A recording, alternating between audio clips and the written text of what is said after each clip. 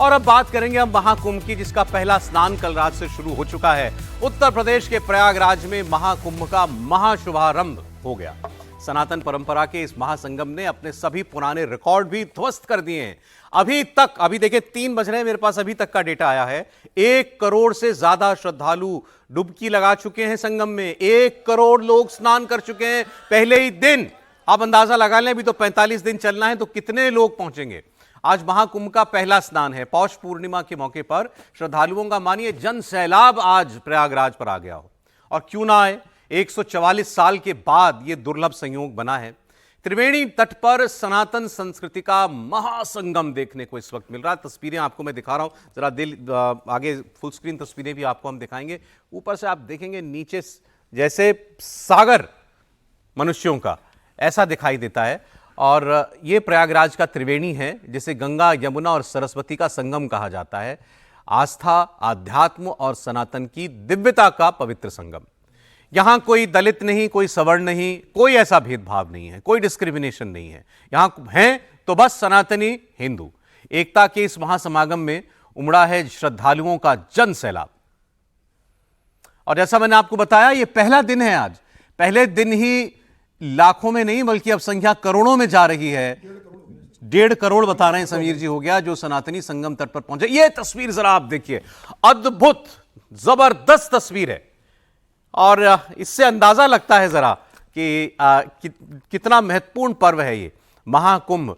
महाकुंभ के मैं आज इतिहास में जा रहा था कि कब पहला महाकुंभ आया होगा, तो 300 साल ईसा पूर्व में भी उल्लेख होता है कि महाकुंभ हुआ तब भी। तो अब अंदाजा हजारों साल से ऐसे ही लोग जा रहे हैं। ये सर जबरदस्त तस्वीरें हैं। अवधेश जी, 1.5 करोड़ लोग ऑलरेडी पहले दिन स्नान कर चुके हैं। नहीं, 40 करोड़ के आसपास संख्या बढ़नी है। देखिए, ये एक अद्भुत दृश्य है। मैं समझता हूं कि पूरी धरती पर भारत के अलावा कहीं ये दृश्य नहीं हो सकता है। और इसमें सबसे जो महत्वपूर्ण है, जो आपने कहा है कि सबके अंदर एक ही भाव है कि हम अगर कुंभ में डुबकी लगा रहे हैं तो हमको जन्म जन्मांतर से हमको मुक्ति मिलेगी। और आज जो है बुधादित्य योग कहा गया है, जो महायोग है, 144 वर्ष बाद आता है। और इसमें जो मैं सबसे महत्वपूर्ण भूमिका इसमें भले आप कुछ कहीं मीडिया को मान रहा हूं, क्योंकि 2 दिनों से जिस अद्भुत तरीके से भारत की इलेक्ट्रॉनिक मीडिया ने, इंक्लूडिंग आपका चैनल ने, जिस ढंग से उसको उसी रूप में दिखाया है कि जो है जिस ढंग से वहां साधु संतों, आचार्यों, अखाड़ों के वक्तव्य दिलवाए हैं, बातचीत किए हैं, उससे देश और दुनिया भर में गया है कि भाई इस प्रकार का अवसर तो मनुष्य के जीवन में आ ही नहीं सकता। और जैसे ही गया है कि आज महाआदित्य योग है, उसके बाद आसपास के गांवों से चारों तरफ से लोगों में हुआ कि अरे आज ऐसा दिवस है, हम गए क्यों नहीं है। पहले यह ज्ञान नहीं होता था। तो जो बातें मैं देश को बताना चाह रहा हूं आपके माध्यम से, कि कुंभ पहले भी आयोजित हुए हैं, सरकारों ने पहले भी सहयोग किया है, लेकिन पहली बार केंद्र और राज्य में ऐसी सरकार है जिसको यह समझ है कि भारत की मूल शक्ति अध्यात्म संस्कृति है। इसमें कर्मकांड क्या है, इसमें आचार्यों की परंपराएं क्या है, कुंभ का महत्व क्या है, और इसमें जो मंत्रों की ध्वनियां होगी, जो यज्ञशालाओं से अग्नि निकलेंगे, हवन निकलेंगे, जो संगीतमय वातावरण बनेगा, जो सवारियां निकलेंगी, डुबकी लगेंगी, उससे प्रकृति ब्रह्मांड पर क्या असर होगा। तो बाकी व्यवस्थाएं तो कर्मकांड के अनुरूप व्यवस्था करना यह देश में पहली बार हुआ है। और बहुत सारी चीजें देश में पहली बार हुई है। मीडिया को लेकर बहुत आलोचना होती है, लेकिन अयोध्या के रामलला के प्राण प्रतिष्ठा के समय से एक मीडिया के अपनी संस्कृति, अध्यात्म, धर्म और भारत के विश्व गुरु के रूप में उदित करने के रूप में मीडिया का सदुपयोग कैसे हो, ये पहली बार जो मीडिया तो वो दिखाता है जिसमें लोगों की रुचि होती है। नहीं, और इसमें कैसे रुचि नहीं होगी, पैदा की जाती है। सुनिए, मीडिया वो दिखाता है, ये बात रहा है कि लोगों की रुचि होती है। सुनिए, लेकिन मीडिया ऐसे अरुचिपूर्ण दिखा करके रुचि पैदा करता था। ये सब चीजें सकारात्मक रुचि पैदा करके बढ़िया काम कर रहा है ना सर मीडिया। चलिए, कोई तो बोल रहा है, बढ़िया काम हो रहा है ना। पुण्य अगर धर्म शास्त्रों के अनुसार देखा जाए तो मीडिया ने पुण्य का काम किया है। और जिन लोगों ने अवसर प्रदान किया है, अगर सुनिए, सर बताओ थोड़ा और जानकारी के लिए जा रहे हैं, अगर इतने लोग अगर मीडिया के सहयोग से जान करके जा रहे हैं, तो ये किसको इसका पुण्य का लाभ मिलेगा। सर बहुत बहुत धन्यवाद आपका। तो ये तो लेकिन दुनिया भर में जो इंटरेस्ट है इस महाकुंभ को लेकर के, आपने अच्छा याद दिलाया कि भाई कुंभ पहले भी हुए, 12 साल पहले 2013 में अखिलेश यादव की सरकार थी, उन्होंने भी कुंभ कराया था। किसी की आलोचना करने के अवसर उसमें नहीं, मैं ये नहीं कह रहा हूं, लेकिन हर बार आप पिछली बार से कुछ बड़ा करें, कुछ बेहतर करें, सुविधाएं और अच्छी दें, तो ये तो हर सरकार का लक्ष्य होना ही चाहिए ना। तो ये इस सरकार ने भी करके दिखाया। बहुत सारे श्रद्धालुओं से हमारा कैमरा पहुंचा और बहुत सारे लोगों से बातचीत हुई है, वो मैं आपको दिखाऊंगा। इंटरनेशनल लेवल पर क्या क्रेज है महाकुंभ का, सारे अखबारों की हेडलाइन है ये महाकुंभ जो बन रहा है। इसके अलावा दर्जनों देशों से लोग वहां पहुंच रहे हैं। इनफैक्ट योगी सरकार ने वहां पूरा एक सेक्शन महाकुंभ का अलग बना रखा है केवल विदेशियों के आने के लिए, कि कोई रूस से आएगा, कोई अमेरिका से, कोई जर्मनी से, कोई साउथ अफ्रीका से, कहीं कहीं से जो आ रहा है उनको फैसिलिटेट करने के लिए कि उनको भी अगर स्नान करना है तो उनको घाट तक कैसे ले जाया जाएगा। ये सब कुछ, सारी व्यवस्था वहां पर जो है वो पहले से की गई है। इसके अलावा आप कौन कौन जाता है महाकुंभ में, इस पर भी जरा आप गौर कीजिए सर। साधु संत सब जाते ही हैं, उनके अपने अलग अखाड़े हैं, लाखों तो साधु संत ही हो जाते हैं। आम लोग, कल्पवासी जाते हैं। कल्पवासी तो मतलब जो 2 महीने की नगरी बसा के वास करना, बताइए, और जमीन पर सोना। देखिए कल्पवास का अर्थ में, कल्पवास के नियम होते हैं कि आप जमीन पर सोएंगे, निश्चित नियमित कपड़ा पहनेंगे, या तो उपवास करेंगे या एक शाम भोजन करेंगे, 3 बार कम से कम स्नान करेंगे, जिसमें एक स्नान ब्रह्म मुहूर्त में होगा जग करके, और सुचिता के लिए जितने मंत्र हैं वो करेंगे, और साथ ही साथ जितने पीतर हैं उनका श्राद्ध करेंगे, पिंडदान आप करेंगे। तो कल्पवास जो है ना, ये इसलिए मैंने कहा ना कि ये जो महाकुंभ है ना, इसका महत्व तो देश के पॉलिटिकल लीडरशिप ने कभी उस रूप में समझा नहीं कि विश्व शांति, इसमें जितने मंत्र हैं आपको बता रहा हूं, सब में ब्रह्मांड और विश्व कल्याण का भाव, एक भी मंत्र ऐसा नहीं है जिसमें विश्व कल्याण का भाव नहीं है। तो ये अद्भुत, अब लोगों में बहुत ज्यादा वो है, क्या कहें, अंदर से भाव है कि हमको, मैं 4 फोन तो मुझे आ चुके हैं आज में कि हमको वहां जाना है, कैसे जाएंगे, क्या व्यवस्था होगी, दिखाता है ना कि लोगों की इच्छा है जाने की। आध्यात्मिक जो उसका पहलू, उस पर चर्चा की है, अभी अवधि जी ने बड़े विस्तार से उस पर चर्चा की है। और इतना मतलब, एक तो ये समझिए कि इतनी बड़ी जो आबादी है, इतना बड़े जो श्रद्धालु हैं जिनका भरोसा है, वो यहाँ पहुँच रही है, दुनिया में कहीं नहीं होता। यदि आप हिस्ट्री पढ़ रहे होंगे तो सामूहिक स्नान की परंपरा हिंदुस्तान में ही रही। यदि आप सिंधु घाटी सभ्यता पर जाएंगे, तक्षशिला में जाएंगे, वहाँ जाएंगे तो वहाँ पर भी बड़े वो तालाब हुआ करते थे जहाँ सामूहिक स्नान होता था। दुनिया में कहीं पर भी इस तरह की इतनी बड़ी सामूहिक स्नान का कोई कार्यक्रम ही नहीं होता, समझे। अब इसको आध्यात्मिक तो छोड़े, क्योंकि आध्यात्मिक पर तो सब लोग जान ही रहे हैं कि आध्यात्मिक के लिए ही लोग जा रहे हैं, धर्म के लिए वहाँ जा रहे हैं। लेकिन इतने लोग अगर आ रहे हैं, और उसमें मीडिया की व्यवस्था का, मीडिया का जो रोल है वो भी महत्वपूर्ण है। लेकिन इसका मतलब ये भी है कि लोग ये भरोसा कर रहे हैं कि वहां पर सब कुछ ठीक ठाक है। बिल्कुल सही कहा आपने, वरना लोग अवॉइड करते हैं, अरे बहुत भीड़ होगी, हम तो छोटे छोटे मेलों में कहीं जाने के लिए, दिल्ली में कहीं होता है तो हम सोचते हैं अरे अब रात को वहां मत जाइएगा सीपी में, की परेशानी होगी, भीड़ होगी। तो इतने लोग, 1 करोड़ लोग वहां पर पहुंच रहे हैं, 50 लाख लोग पहुंच रहे हैं, तो इसका मतलब, इसका क्रेडिट देना चाहिए उस सरकार को भी, योगी सरकार को भी, कि उन्होंने ऐसी व्यवस्था की है कि लोग ये सोचें कि हाँ यहाँ पहुंचेंगे तो कोई परेशानी नहीं होगी। बिल्कुल, इसका भी मतलब उन्होंने जो बड़ा काम किया, इतनी बड़ी जिस तरह से काम हुआ है, वो भी एक व्यवस्था है। क्योंकि लोग तो आते हैं, लेकिन बहुत सारे लोग जो होते हैं जो आध्यात्म और जो अंतर बताया जा रहा है, अगर वो है तो फिर तो ये इसकी तैयारियां, मतलब इस व्यवस्था, ये इस बार के कुंभ की व्यवस्था अलग लेवल पर है। पिछली बार कोई कहता है 70-80 लाख, कोई कहता है 1 से 2 करोड़ लोग आए, अलग अलग अनुमान है। मैक्सिमम मैंने जो देखा 1.5 से 2 करोड़ लोग आए, ऐसा 2013 के महाकुंभ में माना जाता है। 1 करोड़ आदमी तो यहाँ पे पहले दिन जा चुका है, एक दिन में आ चुका है। तो वही 40 करोड़ आबादी लोगों, 40 करोड़ लोग सोचे तो दुनिया में 5 देश भी नहीं है जिनकी आबादी 40 करोड़ से ज्यादा है, समझे। लेकिन 185 करोड़ मतलब देश जो है, 180 देश जो है, उनकी आबादी, ये इतने लोग जा रहे हैं कि, अच्छा व्यवस्था क्या है, इतने लोग जा रहे हैं, इनके लिए गाड़ी घोड़ा, ये लोग रात को सोएंगे कहाँ, रुकेंगे कहाँ। बड़ी बात है इसमें, इलाहाबाद तो छोटा सा शहर है, बहुत बड़ा शहर, 12 किलोमीटर में घाट बना है, और होटलों के अलावा सरकार ने 1.5 लाख टेंट बनाए हैं, जिसमें उसमें डॉर्मेट्री की व्यवस्था है, और एक टेंट अगर परिवार के साथ रहेंगे तो मिनिमम 2000 रुपए में भी उपलब्ध है। हेलीकॉप्टर से 200 रुपया देके आप 15 मिनट में ऊपर से, आम लोगों के लिए बिल्कुल, जैसे आपने बताया, आम लोगों के लिए बिल्कुल व्यवस्था है, छोटी छोटी सवारी की व्यवस्था की गई है, भोजन की इतनी व्यवस्था है चारों तरफ। वहां तो साधु संतों का है, ये सरकार की ओर से भोजनालय बना गए। भोजन तो कोई इशू रही नहीं, क्या मतलब? ना, कुछ नहीं है, भोजन ही नहीं, पहली बार पेयजल के लिए इतने 16 जो पानी के सेंटर थे, शुद्ध जल कैसे मिले, उसके लिए 12 किलोमीटर में जगह जगह नल की व्यवस्था है, 1.5 लाख शौचालय बनाए गए हैं पहली बार। देखिए तो सर, ये तो अद्भुत व्यवस्था है ना।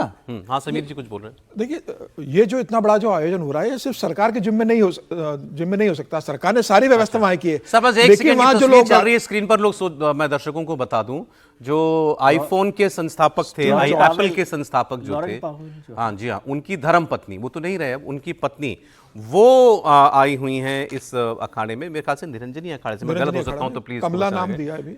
जी हाँ, कैलाशानंद गिरी महाराज जो हैं, उनके वो आचार्य महामंडलेश्वर हैं, उनकी शिष्या हैं, तो वो पहुंची हैं, उसकी तस्वीरें दिखा रहे हैं जी। लॉरेन नाम है बिल्कुल इनका। बिल्कुल, अभी इस समय लॉरेन पावेल। कमला नाम दिया हुआ है उनको उस समय हिंदू धर्म के हिसाब से। देखिए इतना बड़ा जो सरकार आयोजन कर रही है, सरकार ने सारी व्यवस्था की है, लेकिन जो लोग वहां जा रहे हैं, जितने जो भक्त जा रहे हैं, जो धर्म के लोग जा रहे हैं, वो ये मान के चल रहे हैं कि सरकार का नहीं, हमारा आयोजन है, हमारे धर्म का आयोजन है। तो सेल्फ डिसिप्लिन भी लोगों के अंदर बहुत अच्छा। वहां आप देखिए किस तरीके से डिसिप्लिन में लोग रहते हैं। थोड़ी किसी को सुविधा कम हुई तो उसको लेकर वो किसी तरह के नाराज फूफा के समान ये नहीं बोल रहा कि सरकार ने ये नहीं किया, वो कह रहा है ठीक है इतना बड़ा आयोजन है सरकार का, तो लोग खुद इसमें बढ़ रहे हैं कि हम क्या मदद कर सकते हैं। बाहर से आने वाले लोग स्नान भी कर रहे हैं और दूसरों की मदद भी कर रहे हैं कि भाई कोई सपोर्ट हो सकता है तो हम करेंगे। तो ये सामूहिकता का परिचय है जिस तरीके से कि भाई हम सब मिलकर इसका स्नान का आनंद लें, हम सब मिलकर इसमें सहभागी हो और हम सब मिलकर इस हिंदू धर्म के जो इतना बड़ा कार्यक्रम होता है धर्म से जुड़ा हुआ, उसका सफल आयोजन करें। तो मुझे लग रहा है कि सरकार ने सुविधा बहुत सर सेल्फ डिसिप्लिन के अलावा तो मतलब वो ना हो तो ऐसे आयोजन हो ही नहीं सकते। 1 करोड़ लोगों को आप गाइड थोड़ी कर सकते हो एक दिन में जो जा रहे इसके हैं। अलावा ये भी हमने जो है ना लोग इस बात को मान रहे हैं कि भाई सेल्फ डिसिप्लिन रखना पड़ेगा है ना, श्रद्धालु। तो श्रद्धालु में अपने आप डिसिप्लिन है, क्योंकि वहां श्रद्धा जो है ना, गया ही किसी एक कॉज से। हाँ कॉज से है। श्रद्धा जब होती है तो संकट जो है ना अपने आप वो हो जाते हैं। हर चीज की जो शिकायत है, वो बार बार हम इस बात का जिक्र करते हैं, कुछ लोग नाराज होते हैं कि पर्यटक और तीर्थयात्री में जो फर्क है ना, वो यहाँ दिखाई देता है। नहीं, और दूसरा ये पर्यटक के बाद हमेशा शिकायत होती है। देखिए हम तो भारत में, चलिए हम लोग, मैं तो फिर ये कहें कि चले फिर भी हम लोग कुछ सक्षम है, मतलब जो बिल्कुल आम आदमी, भारत का गरीब आदमी है, वो तो अभाव में जीने का आदी रहा है ना, तो उसको तो आप जो भी सुविधा देंगे उसको वो अच्छी लगेगी। हमारे यहाँ तीर्थाटन में कष्ट सहने की प्रकृति और संस्कार रहा है, लोगों में शिकायत नहीं रही है। लेकिन सरकारें अगर उस कर्म कांड के अनुरूप, उसके अनुरूप व्यवस्था करती हैं, तो आप शांत मन से आप वो सब कुछ कर पाते हैं। उसमें सरकार को सहयोगी भूमिका निभानी चाहिए और सब सोच के कि लोगों की क्या क्या समस्याएं हो सकती है। यहां से अगर बस से उतरेंगे तो वो जाएंगे कैसे, उनके पास सामान होगा तो वो कैसे जाएंगे, अगर कार की पार्किंग यहां कर देंगे तो वो कैसे जाएंगे। 12 किलोमीटर पैदल चल रहे थे रेलवे स्टेशन से लोग, क्योंकि गाड़ी अवेलेबल नहीं हो रही, तो 12-12 किलोमीटर पैदल चल के जा रहे हैं, लेकिन शिकायत नहीं कर रहे कि भाई सरकार ने व्यवस्था नहीं की। पता है कि आज इतनी भीड़ है, वाहन का प्रवेश नहीं मिलेगा आपको। ये जो शॉट आप दिखा रहे हैं, एरियल शॉट है, ऐसा कब देखा होगा आपने? लगातार हमने देखा है कि स्वयं उसका निरीक्षण करते हुए कहां क्या हो जा रहा है, आश्रमों में, अखाड़ों में जा रहे हैं, बातचीत कर रहे हैं, सरकारी कर्मचारियों की बैठकें कर रहे हैं। उसमें से उन्होंने कहा कि हमने पानी निकाल के खुद आचमन किया कि भाई इसकी क्या स्थिति है। पहली बार जितने नाले हैं ना वो वहां न जाएं, संपूर्ण रूप से सुनिश्चित किया गया है। फर्स्ट टाइम ऐसा हुआ है कि इसके पहले नाले जो होते थे वो कुछ न कुछ गिरते थे, साफ सुनिश्चित किया गया है कि ये देखिए 2019 में 410 किलोमीटर पाइपलाइन था, इस बार 1249 किलोमीटर पाइपलाइन बिछाई गए हैं और करीब करीब 200 से ज्यादा वाटर एटीएम है, 85 नलकूप केंद्र इसमें केंद्रित किए गए हैं। वाटर एटीएम, यस, मतलब वाटर क्योंकि ना बीमार पड़ जाते थे लोग, गंदे पानी पीने से बीमार पड़ जाते थे, तो उसके लिए इसमें व्यवस्था की गई है। स्वास्थ्य के लिए आपको मालूम ही है कि करीब सर कुछ हमारे सहयोगी वहां पहुंचे, बहुत सारे सहयोगी इनफैक्ट वहां पहुंचे हुए, उनकी कुछ रिपोर्ट्स आई हैं। पवन नारा की एक मैं आपको रिपोर्ट दिखा रहा हूं, उसमें आपको तस्वीरें भी दिखाई देंगी और वहां का आलम भी पता चलेगा। हरे कृष्णा हरे रामा की भजन की ताल है और उस ताल पर झूमते हुए भक्तजन कहां से आए हैं? जलगांव महाराष्ट्र से यहाँ कुंभ में आकर आनंदित होकर डांस कर रहे हैं। क्या मन में भावनाएं चल रही हैं? यहाँ पर साक्षात स्वर्ग उतरा है, हम देवताओं के साथ में हैं अभी। ऐसा महसूस कर रहे हैं। वो उस स्थिति मनुष्य बराबर। कितने कुंभ देखे अभी तक? अभी हमारे पूरे 5 कुंभ हो गए पूर्ण कुंभ 4 और आधा कुंभ 1। अच्छा। 5 कुंभ हो गए पूरे। तो कैसा रहा आपकी बार का ये कुंभ? अभी अगर ये कुंभ होने के बाद चले गए स्वर्गवास तो भी कोई दिक्कत नहीं। अच्छा, तो इतना अच्छा लगा इन्हें कि कह रहे हैं कि अब जीवन तृप्त है, मौत स्वीकार है, जय श्री राम के नारे। आप कहाँ से आए? हम जामनगर सिक्का से आए हैं। कितने दिन का प्रवास है? हमारा 4 दिन का प्रवास है सर। तो यहाँ जब स्नान कर रहे होते तो मनोभाव क्या होता है? मनोभाव क्या है, ये तो जिंदगी में मिल गया पहली बार, ये तो मिले ना मिले, ये तो नसीब की बात है।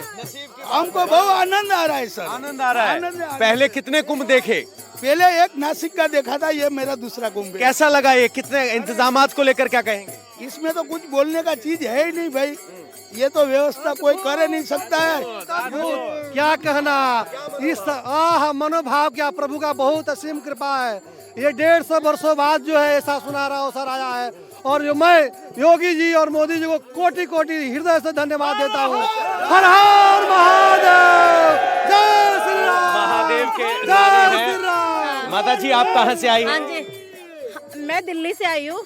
मैं एक ही चीज कहना चाहूंगी, thank you for Modi ji and Yogi ji for Prayagraj arrangement is very very excellent. स्नान, यहाँ पर स्नान करना आपके लिए क्या मायने रखता है, जहाँ त्रिवेणी संगम कहा जाता है? बहुत मायने रखता है हमारा पुण्य का काम। मनाने का मन कर रहा है। हर हर महादेव। गुजरात से आए हैं। कहाँ से आई अम्मा? उज्जैन से। उज्जैन से। हाँ। तो उज्जैन में भी तो कुंभ होता रहा है, कैसे अलग है? बाद में आएगा ना। कैसे अलग है उससे? ये कैसा लगा? अच्छा लगा यहाँ। उससे बहुत अलग हटके है। बाबा प्रयाग और नरेंद्र मोदी और योगी जी का बहुत बहुत धन्यवाद। बहुत जो यहाँ आ रहे हैं वो पहले अपने धर्म की बात करते हैं और उसके बाद वो व्यवस्थाओं का जब जिक्र आता है तो नरेंद्र मोदी और योगी का नाम लेते हैं। सर आपका नाम क्या है, कहाँ से आए? मिलन सोलंकी है मेरा नाम। हम गुजरात के राजकोट सिटी से आए हैं। राजकोट सिटी से आए हैं। हाँ, तो कितने कुंभ गुजरात देखे? से हैं? कितने कुंभ? पहला ही कुंभ देखा है। पहला ही कुंभ। हाँ। कैसा रहा अनुभव? अरे बहुत बढ़िया। यहाँ गुजरात है, यहाँ राजस्थान, पगड़ी देख के समझ गए हम राजस्थान से हैं। स्नान हो गया? स्नान हो गया? हो गया। कितने दिन के लिए आए थे? कितने दिन की यात्रा पे आए हैं? इंतजामात कैसे रहे? यहाँ नहाना क्या मायने रखता है? बहुत बढ़िया स्नान कर। अच्छा इंतजाम प्रसन्नता हुई यहाँ करके। गाँव जाएंगे तो क्या बताएंगे? हाँ जी, आनंद ही आनंद आएगा। हाँ, ईश्वर की भूमि है तो। हमने तो जिंदगी में पहली बार देखा है, मतलब ऐसा कभी भी नहीं देखा कभी। प्रयागराज में साधु संत महंत और आम श्रद्धालु पहुंच रहे हैं संगम में आस्था की डुबकी लगाने के लिए। हमारे साथ तमाम संत महात्मा मौजूद हैं जिनके दर्शन मात्र से लोगों का जो जीवन है वो धन्य हो जाता है। ऐसे संत महात्मा पहुंचे हुए हैं बड़ी संख्या में प्रयागराज, यहाँ आस्था की डुबकी लगाने के लिए। हम तमाम संतों से भी बात करेंगे और जानेंगे कि आज के जो दिन है इसका क्या विशेष महत्व होता है। महाराज जी, सबसे पहले आपसे जानना चाहूंगा कि पौष पूर्णिमा का जो आज विशेष दिन है इसका जो महत्व होता है, क्यों आज के दिन लोग स्नान करने आते हैं और जो विशेष संयोग बना है उसके बारे में हमारे दर्शकों को बता दीजिए। एक तो इसमें क्या होता है कि सब साधु संत का दर्शन भी होता है, और ये पौष पूर्णिमा जो है वो बरसों से चालू हुई है, और ये अमृत का जो इसमें एक अंश रहता है, इसने स्नान करने से सब पाप धुले जाते हैं, और वो भी है। और ये क्या है, सब साधु संत इधर आए हुए, उनका दर्शन भी होता है, और एक स्वर्ग का रूप इसमें आता है धरती पर। ऐसा तीर्थों के राजा कहा जाता है प्रयागराज को। यहाँ आकर के जो लोग दर्शन करते हैं, स्नान करते हैं, कितने उनके जो काम होते हैं वो बनना शुरू हो जाते हैं और लोगों को पुण्य की प्राप्ति होती है। महाराज जी जी, यहाँ अभी हर साल अभी आधा कुंभ होता ही है, तो सब लोग अभी हर साल आते हैं। अभी ये भी कुंभ मतलब पूरा कुंभ है, महाकुंभ है, तो महाकुंभ का वो आनंद लेने के लिए और इधर आने से उनका आत्मिक शांति मिलती है, सुख मिलता है, आनंद मिलता है, और वो उनको साल तक आनंद ही आनंद सुखी रहते हैं। और पूरा जो भी सिद्ध महापुरुष आते हैं तो उनका स्नान भी होता है, उसमें उनका भी स्नान हो जाता है, तो उनको बहुत आनंद मिलता है, और वो उनका दर्शन भी होता है। महान सिद्ध पुरुष आते हैं, उनका भी दर्शन से वो धन्य हो जाते हैं। महाराज जी, धर्म संसद भी होनी है यहाँ पे प्रयागराज में। जो सनातन की परंपरा है, सनातन की जो ध्वजा है, प्रयागराज में किस तरीके से आपको महसूस हो रही है कि फहर रही है, और आने वाले समय में लोगों को सनातन का महत्व और भी ज्यादा वाकई में समझ आने लगा है? क्या है कि हमारा जो सनातन धर्म है प्राचीन है ना, और प्राचीन चलता ही रहेगा। और यहाँ तक कि जो भी हमारा अभी तक जो धर्म है, सनातन धर्म पुराना है, तो हमेशा चलता ही रहेगा। आपने देखा जो वहां लोग पहुंचे हुए हैं, कितने खुश हैं, कितने जोश में हैं, उत्साह में हैं। और एक बार आप वहां पहुंच जाते हैं ना, तो फिर तो वो माहौल ही अलग हो जाता है। फिर आप कुछ ना कोई सर्दी देखता है डुबकी लगाने से पहले की करोड़ों लोग स्नान कर रहे हैं वहां पर। तो अद्भुत माहौल इस वक्त महाकुंभ का जो है वो इस वक्त बना हुआ है। इसके बीच में एक छोटी सी कंट्रोवर्सी का मैं जिक्र कर देता हूं। हमारा तो प्रोग्राम पॉलिटिक्स का है सर, क्या करें। अब वहां पर समाजवादी पार्टी ने अब किसी एक एरिया में, किसी एक सेक्टर में खास तौर पर वहां पर कुछ व्यवस्था की उन्होंने। उनके साथ उनके भी जो लोग वहां जाएंगे उनके लिए कुछ किया होगा, कुछ तैयारी की होगी। तो वहां उन्होंने मुलायम सिंह जी की 3 फीट की एक मूर्ति लगा दी है। अब साधु संत बिगड़ गए हैं इस बात पर कि महाकुंभ में आपने राम भक्तों के ऊपर गोली चलवाने वाले व्यक्ति की मूर्ति क्यों लगाई, इसको हटाइए। हालांकि वो मूर्ति केवल कुंभ के लिए लगी है, उनका कहना है फिर इसको हम अपने कार्यालय ले जाएंगे। लेकिन अभी वहां कुंभ में मुलायम सिंह जी की मूर्ति लगा दी है, उसका विरोध हो रहा है। दोनों ही बातें मतलब गैर जायज़ है मेरे हिसाब से। एक तो वहाँ पे मूर्ति लगाने की ज़रूरत नहीं है। जब समाजवादी पार्टी का ही है तो वो तो सब लोग जो आ रहे हैं वो नेताजी को जानने समझने या उनको फॉलो करने वाले ही लोग हैं, कोई अलग से लोग नहीं जा रहे। तो उसको एक तो कोई आवश्यकता वहाँ पर नहीं थी। सब जब और आपने अपना कर रखा है तो सबको पता ही होगा कि समाजवादी पार्टी का इंतजाम है, व्यवस्था है, वो ठीक है। लेकिन अगर लगा दी है तो इसका भी विरोध करने का कोई बहुत मायने नहीं है। वो तो इतनी बड़ी जगह है, सबके लिए जगह है। वो अखाड़ा परिषद के अध्यक्ष विरोध कर रहे हैं, रविंद्रपुर जी महाराज। ठीक है, नहीं बचना चाहिए था, मुझे लगता है इस तरीके से मूर्ति लगाना। भाई ये धार्मिक आयोजन है, किसी पार्टी का आयोजन थोड़ी है। और समाजवादी पार्टी को तो यहाँ जो श्रद्धालु जो आ रहे हैं, समाजवादी पार्टी के कार्यकर्ता भी तो हिंदू धर्म से जुड़े हुए लोग हैं। समाजवादी पार्टी वहाँ जो श्रद्धालु आ जाए उनके लिए भोजन की व्यवस्था करे, पानी की व्यवस्था करे, वाहन की व्यवस्था करे, उनके रहने की व्यवस्था करे। सभी श्रद्धालुओं को जो देश भर से आ रहे हैं वो करना चाहिए ना। आप मुलायम सिंह की मूर्ति लगा के कह रहे हो कि भाई समाजवादी पार्टी के कार्यकर्ता आएंगे, वो श्रद्धालु। मुलायम सिंह नेताजी की विचारधारा को, उनके विचारों को यहाँ से लोगों के बीच में जाने का कारण क्या है? देखिए उसके कारण क्या है। होना यह चाहिए था कि ऐसे महाआयोजन में, महाउत्सव में देश की सारी पार्टियां राजनीतिक मतभेद भुला करके आने वाले लोगों का, देश के विदेश के साधु संतों का, अखाड़ों का स्वागत करती।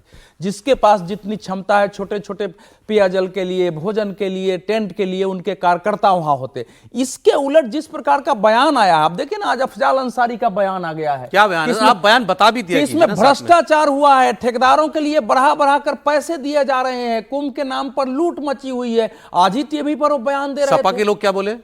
तो अब सवाल है सपा के लोगों ने क्या क्या बोला है, अखिलेश जी ने क्या बोला है, उनके नेता जो कुछ बोल रहे हैं कि भाई 3 प्रकार के लोग वहां जा रहे हैं। कुछ पुण्य कमाने जा रहे हैं, दान करने जा रहे हैं, कुछ पाप धोने जा रहे हैं। तो हम तो इसके लिए जाएंगे। अब देखना है कि आते हैं नहीं आते हैं, वो भी अलग बात है। आज तक तो राम मंदिर गए।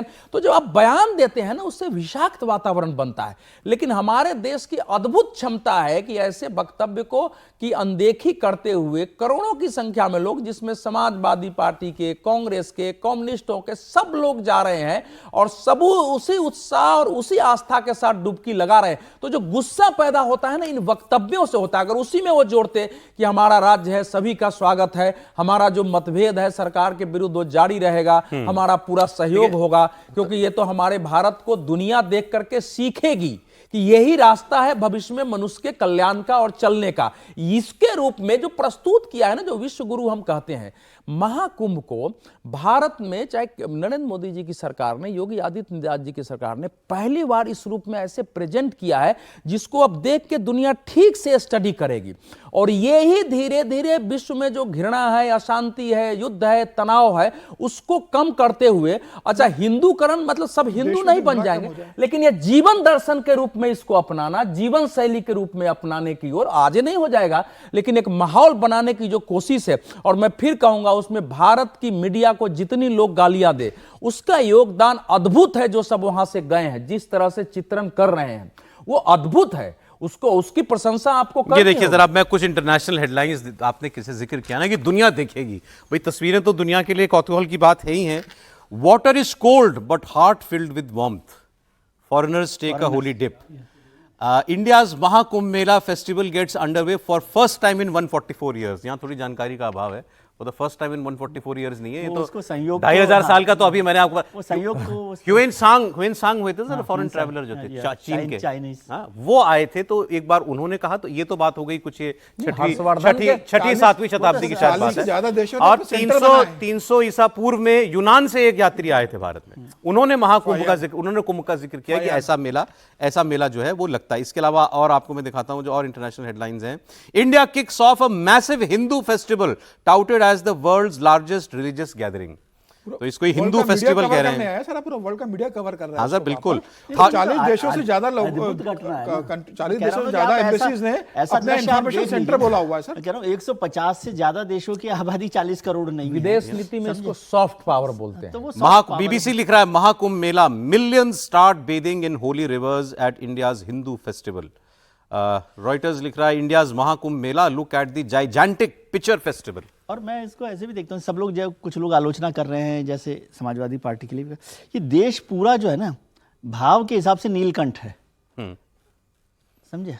ये देश ही मेरे ख्याल से जहर पीने की आदत है। नहीं, जहर को समा लेता है, वो समा लेता है, उसके बाद भी सामान्य रहता है। नहीं तो हो सकता है कि कोई बात हो जाए कहीं पर तो कुछ वो हो जाएगा। लोग गुस्सा कर देते हैं सर, लेकिन चलते रहते हैं। ऐसा नहीं है, इसकी जो पौराणिक कथा है कि देव और असुरों के इसका जो झगड़ा हुआ था वो इसीलिए जो अमृत निकला था, तो इंद्र के बेटे लेके भागे थे 12 दिन तक, वो 12 साल हुआ है, 4 बूंदे 4 जगह गिरी, तो वो झगड़ा तो जब अमृत निकला उसको लेके था ही कि असुरों को मिलना नहीं चाहिए, तो उसके बचाया गया असुरों से, उसको 4 जगह गिरा तो वो कुंभ की शुरुआत हुई ना। भारत में तो लोगों को कष्ट सहने की आदत है। कहीं भी जाते हैं उनको पता है मुझे कुछ असुविधा तो होगी मुझे, लेकिन जाना है, कुछ काम करना है, धर्म का मामला है। लेकिन अगर वो देखते हैं अमृत के लिए महाकुंभ, हाँ, अब लेकिन अब वो ये देख रहा है कि मोदी लगा हुआ है काम में, मोदी 4 बार खुद जा चुका है, योगी 10 बार जा चुका है, तो हम लोग सब दिखाते ही है ना, उसको लगता है चलो यार देख के आते हैं क्या इस बार योगी मोदी ने कैसी व्यवस्था की। ये ऐड करता है नंबर, ऐड करता है। नहीं, आप स्नान कर रहे हैं, कपड़ा बदलने की साफ सुथरी जगह है, 5 मिनट बैठ के आपको ध्यान करना है तो 4 ईंटों का पाया बना दिया गया है कि यहाँ बैठ करके आप जो है ऐसा सब है वहाँ। हाँ, कर्मकांड कर लीजिए। तो ये सब पहले नहीं होता था ना, तो लोगों को सुविधाएं उपलब्ध हुई हैं अपने काम उसकी दृष्टि से भी। महिलाओं के लिए अलग से जो है कपड़ा बदलने की व्यवस्था, वो तो 2019 में भी मैंने जाके देखा था, 2019 में भी थी, वो जगह जगह थी। इस बार सबकी संख्या बढ़ाई गई है। अभी आप लोग बात कर रहे थे कि इसकी तैयारी तो 19 से ही चल रही है। हाँ, 19 से देखिए ये अर्धकुंभ उस समय हुआ। मैं ये कह रहा हूं कि हमारे देश में टीवी पर और अखबारों में हम लोग भी जब पढ़ते लिखते थे तो अपने धर्म के प्रति विवेकानंद जी ने कहा ना कि हमको बता दिया गया कि हम पोंगापंथी और हमने मान लिया, हमको बता दिया गया कि हमारे हिंदू धर्म में सब कुछ गलत है, हमने मान लिया, तो उसके बाद वो बताते हैं। तो ये जो चीजें होती है तो उन सब से निकलने का एक आत्मविश्वास देश में पैदा करना, अगर सरकारें खुल के सामने आती हैं तो जो आपके अंदर का भाव होता है ना वो आप खुल के प्रकट करते हैं। इसलिए मैं एक बार मीडिया और लेखन में बचते थे लोग बताने को कि हम धार्मिक हैं, ये कैसे बोले, हम लोगों ने झेला है उसको बताने से।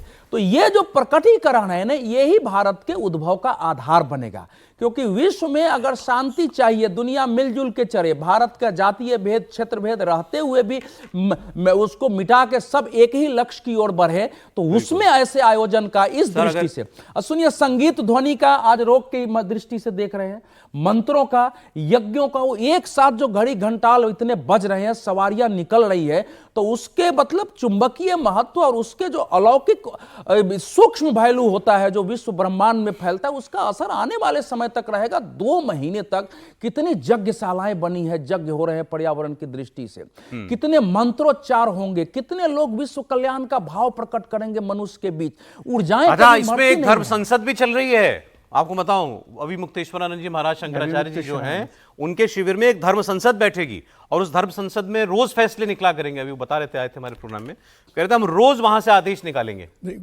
और उसमें एक है कि एक तो गौ रक्षा पर उनका निकल गया, आदेश निकल गया, और बहुत सारी बातें कई धर्म संसद हो रहे हैं। अभी एक सनातन बोर्ड के मांग के लिए सनातन बोर्ड की मांग भी होगी। वैसे धर्म संसद की परंपरा विश्व हिंदू परिषद ने शुरू कराई थी महाकुंभ में, अब अलग अलग जगह पर अच्छा है। हम लोग मानते थे कि देश सर, मुझे ऐसे स्ट्राइक किया, अगर वाकई 45 करोड़ लोग यहाँ जा रहे हैं, that means 1/3 of India's population. Sir, हमारी 1/3 आबादी सरस्वती जी ने जो 5000 पर व्यक्ति भी खर्च करता है तो करीब करीब 4 से 4.5 लाख करोड़ का कारोबार होगा। अभी मुख्य अगर आप समझिए। जो शंकराचार्य महाराज ने कहा है कि गोहत्या से जुड़े जो लोग हैं हिंदू धर्म के, उन्हें धर्म से बहिष्कार कर देना चाहिए, धर्म से निकाल देना चाहिए, ऐसे लोग हिंदू नहीं हो सकते। तो अभी सारे प्रस्ताव आएंगे। अभी तो धर्म संसद एक बार बैठी, 2 दिन पहले बैठी है, अब लगातार इस तरह के प्रस्ताव भी तमाम तरह के आएंगे। एक बड़ा आयोजन है, सब लोग इसके अंदर शामिल हो। पूरा मुझे लगता है आधा हिंदुस्तान वहां पर इस बार जाने वाला है। और कहा है तो हो ही गया कि सबसे कहा जा रहा है कि तमिलनाडु से बहुत ज्यादा लोग इस बार आ रहे हैं। मतलब पहली बार हो रहा है कि साउथ से इतने ज्यादा लोग आ रहे हैं। गाइडिंग फोर्स के तौर पे देखिए, उसको कोई आदेश के तौर पर आप मत समझिए कि फिर आप एक नया विवाद खड़ा करें। विवाद तो ठीक कह रहा है। नहीं, धर्म संसद का मतलब ये नहीं कि वो आदेश फैसला कर देंगे तो वो देश, तो किसी को अधिकार नहीं हिंदू धर्म में। सरकार के लिए नहीं होता, वो तो समाज के लिए है, हिंदू समाज के लिए वो एक दिशा निर्देश होता है। गाइडिंग फोर्स है, वही मैं कह रहा हूं कि गाइडिंग कुंभ का आयोजन या दक्षिण में संगम का आयोजन इसीलिए होता था कि समय समय पर समाज के लिए कैसे जीना है, किसमें क्या बदलाव करना है देश काल परिस्थिति के अनुसार, उसमें लोग मंथन करते थे, विचार विमर्श होता था, खूब बहस होती थी, संघर्ष भी होते थे, उसमें से फिर व्यवस्थाएं निकलती थी और उसके बाद स्मृतियों का लेखन भी होता था। ये हमारे यहाँ की परंपरा रही है। 1000 ईस्वी में सौरभ जी, देवल स्मृति के बाद हमारे देश में कोई स्मृति लिखी नहीं गई आक्रमण के बाद, इसलिए उस समय की व्यवस्था हमारे यहाँ नहीं है। मनु स्मृति के लोग बात करते हैं ना, मनु स्मृति के बाद कितनी स्मृतियां हैं, अंतिम स्मृति देवल स्मृति थी हमारे यहाँ, जो उस समय के कालखंड के अनुसार था। तो संगम से निकलता है, लेकिन मैं मानता हूं कि इसका धीरे धीरे एक स्वरूप होना चाहिए था। चारों पीठ के शंकराचार्य, अलग अलग पंथों के शंकराचार्य हैं, वो लोग बैठ करके आज की व्यवस्थाएं करें, उसमें निगेटिविटी कम हो, पाप और पुण्य की आज के संदर्भ में व्याख्या हो जाए कि आज जो कर्म है आज के रूप में, वो पाप और पुण्य क्या है, आज राजनीति का क्या ध्येय है, व्यापार का क्या ध्येय है।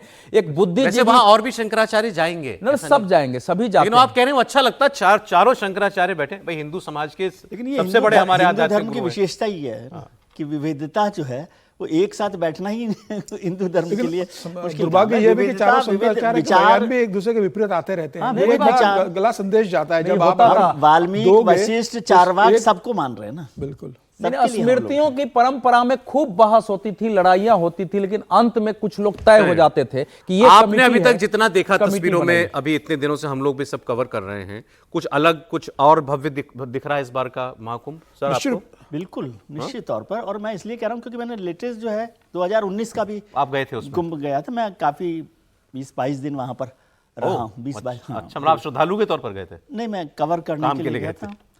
श्रद्धालु मुझे कोई मानता ही नहीं, किसमें श्रद्धा है पता नहीं, लेकिन देखा उसको। और 24 घंटे हम लोग काम कर रहे थे, रात को भी वो उसी तरह से चल। इसलिए मैं कहता हूं कि कुंभ में जाना चाहिए आपको और समझना चाहिए कि हिंदुस्तान कैसे जीता है। बिल्कुल बिल्कुल, हिंदुस्तान को समझना हो ना तो एक बार चले जाइए। नहीं मन बनाया है तो अब बना लीजिए। बहुत शुक्रिया अवधेश जी, बहुत धन्यवाद आपका। विजय जी बहुत शुक्रिया, समीर जी और आपने एक्स्ट्रा टाइम दिया आज हमारे व्यूअर्स के लिए, बहुत शुक्रिया।